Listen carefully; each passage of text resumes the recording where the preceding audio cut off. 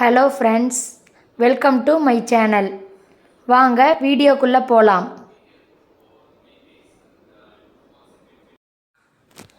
கோதுமை ரொட்டி செய்யலாம். இந்த கரண்டியில் 5 கரண்டி கோதுமை மாவு போட்டுக்கோங்க. கொஞ்சம் மஞ்சத்தூள், தேவையான அளவு உப்பு, வரமிளகாத்தூள் 1/2 ஸ்பூனு எல்லாம் போட்டு நல்லா மிக்ஸ் பண்ணிக்கோங்க.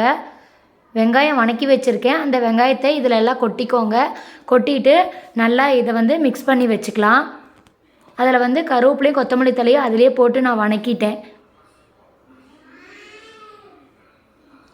1/2 மணி நேரம் ஊற வச்சுக்கலாம். தண்ணி ஊற்றி நல்லா மிக்ஸ் பண்ணிக்கலாம். மிக்ஸ் பண்ணி ரெடியாக வச்சுருக்கேன். இது 1/2 மணி நேரம் ஊறட்டும்.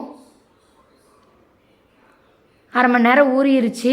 இப்போ நம்ம தோசை எப்படி செய்யலான்னு பார்க்கலாம் வாங்க. ரொட்டி தோசைக்கல் வச்சுருக்கேன். ரொட்டி செய்யலாம். ரொம்ப தண்ணியாகவும் இருக்கக்கூடாது, ரொம்ப கெட்டியாகவும் இருக்கக்கூடாது. மாவு பதமாக கரைச்சி வச்சுக்கோங்க.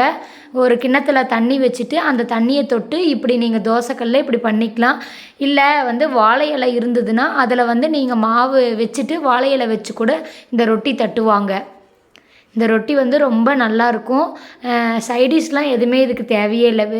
வெறுமனையாக சாப்பிட்டாலே சூப்பராக இருக்கும். இது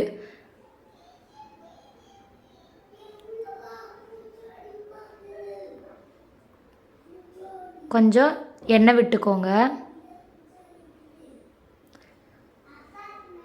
ஹை ஃப்ளேம்லேயும் வைக்க வேணாம், மீடியம் ஃப்ளேம்லேயும் வைக்க வேண்டாம். நார்மலாக வச்சுக்கிட்டு ரொட்டி எடுத்திங்கன்னா ரொம்ப சாஃப்டாக சூப்பராக இருக்கும். கோதுமை ரொட்டி தயார்.